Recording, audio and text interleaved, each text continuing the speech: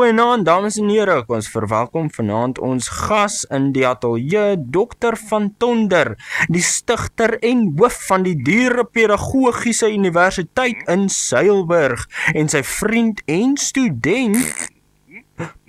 So Dr. Van Tonder het vir die hond jare taallesse aangebied. Dit is korrek, ja. En dis mos nou Afrikaans? Reg, ja. En jou pogings was suksesvol. Natuurlik. Dus die hond kan praat? Ja, regtig. Soos 'n mens. Ja. Dit is sensationeel. Wat is die dier se naam? Fatty. Wat kan hy alles sê? Enige iets. Ja, soos byvoorbeeld? Wel, sê gou iets. Moet ek gou iets sê? Ja.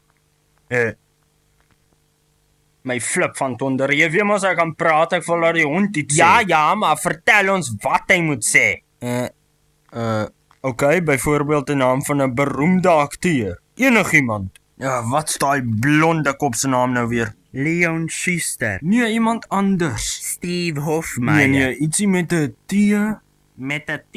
of S. Rian van Heerden. Ek dink iets soos dit. Het hy nie in hy een film gespeel nie? Watter een nou? Deur die een Italiaanse direkteur. Ag, ek het sy naam vergeet. Met 'n I? Sy naam klink soos 'n motorbesigheid. BMW. Nee, die rugby spelery een.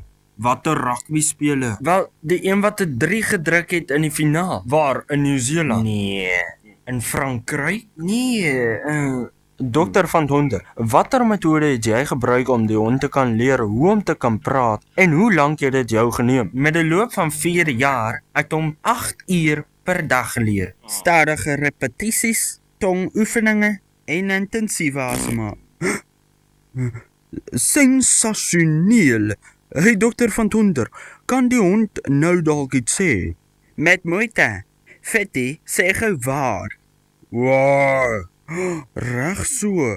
Kan hy dalk iets langer sê, dokter? En oor watter onderwerp? Dit maak nie saak nie. Miskien oor politieke. Nee, Iets meer oorloë? natuurlik nie. Dan nou oor wat? Enige iets mooi en normaal. Reg so, hier gaan ons. Fatty, sê gou, Pieter kry rooi groot rose. Jy moet baie hard luister om dit te kan hoor. Ja, nee, plante is nie sy beste onderwerpe nie. Reg so. Kon sê iets godsdienstig. Graag. Fatty, sê 9 nonne bring steenkool na die oond. Ek weet nie, dokter. Ek weet nie of hy opgewasse is vir die onderwerpe nie. Miskien moet ons die ware onderwerp van geloof opbring. Soos hy wens. Miskien moet ons dan politiese dinge sê. Nee.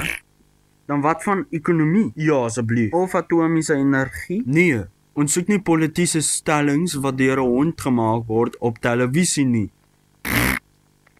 Maar ek verseker jou. Nee. Maar ek verseker jou. Die hond spreek dit privaat uit, sonder enige politieke aspek. Atomiese energie is 'n politieke aspek. So wat van dit?